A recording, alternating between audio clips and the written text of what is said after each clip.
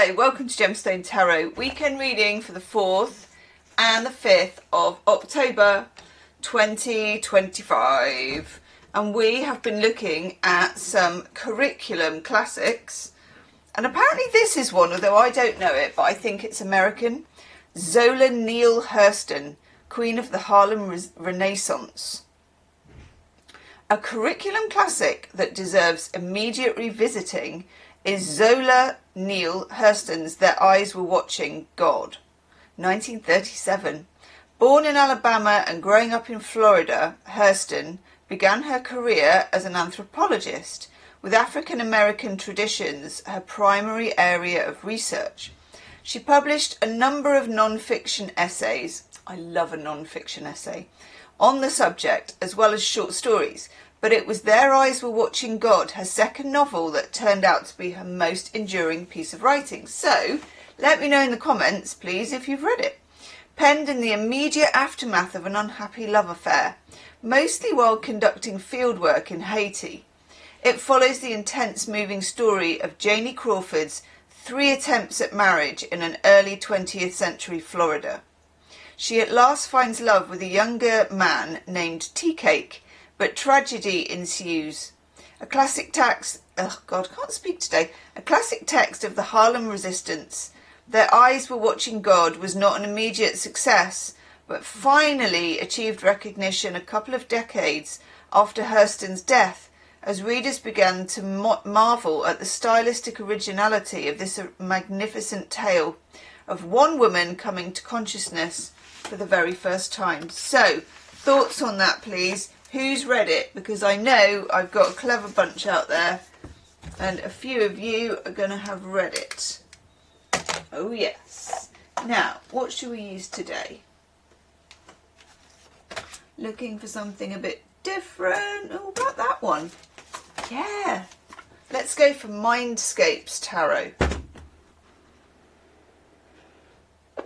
This is a bit of a kind of landscapey type tarot, but also houses and stuff.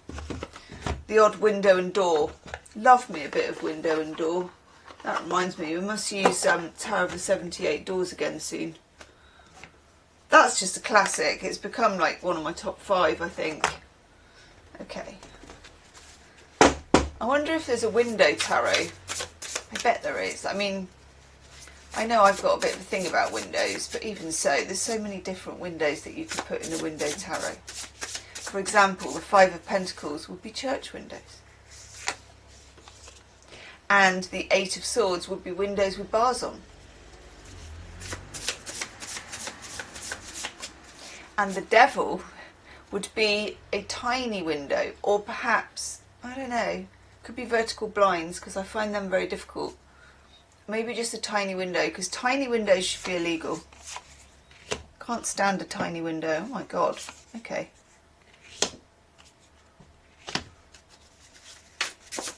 There's quite a lot of seismic shifts going on, and I'm talking earthiness. Oh, that's good. I'm liking that. Okay.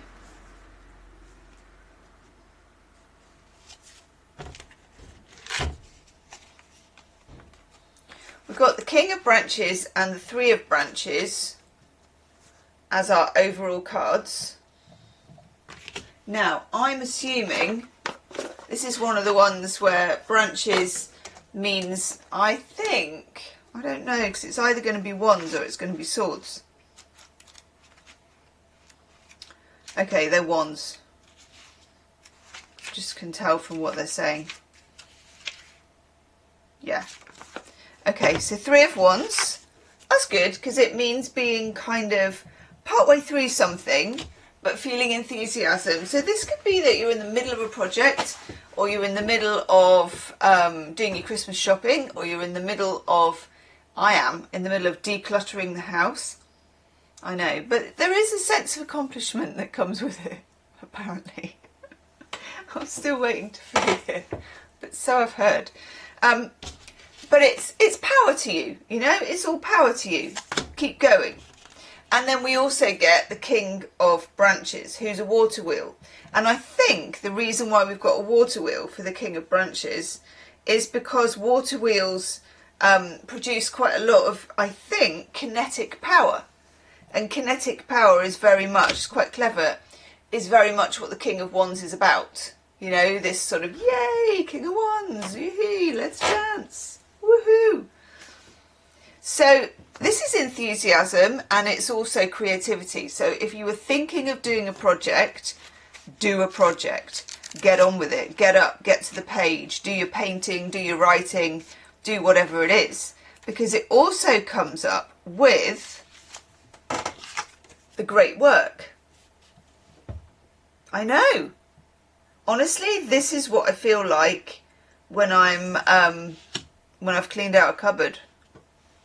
I'm like, yay! I need gold medals. I need a red carpet. We need to have a celebration. Yeah. So interconnectedness, cosmic play, all of that stuff. So I'm thinking of this as creativity. This is a very good weekend to be creative. Whether you're planning a party, whether you're just going to make a nice salad, whether you're going to make... I've got a real craving to make a very autumnal cake.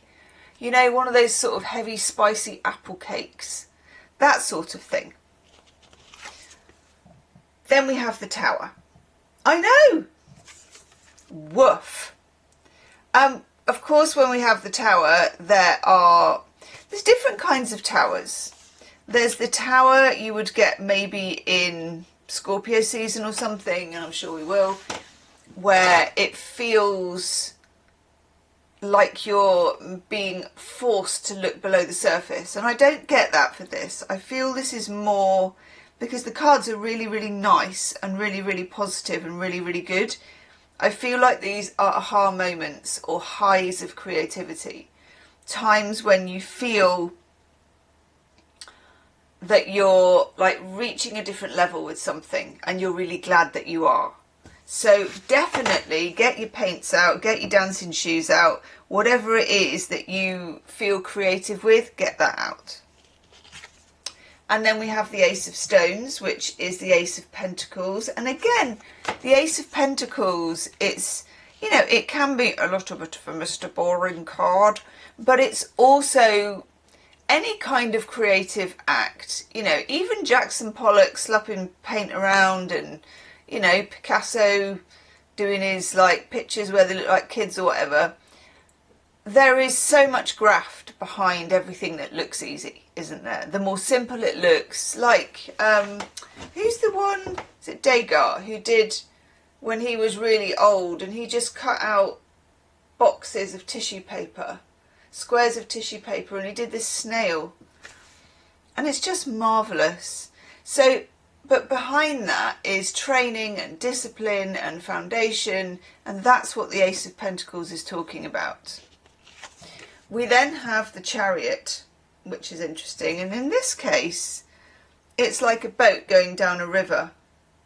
Now there's no chance to ride two horses with one arse because we've not got any horses in this, so I'm just going to have a look at where that is.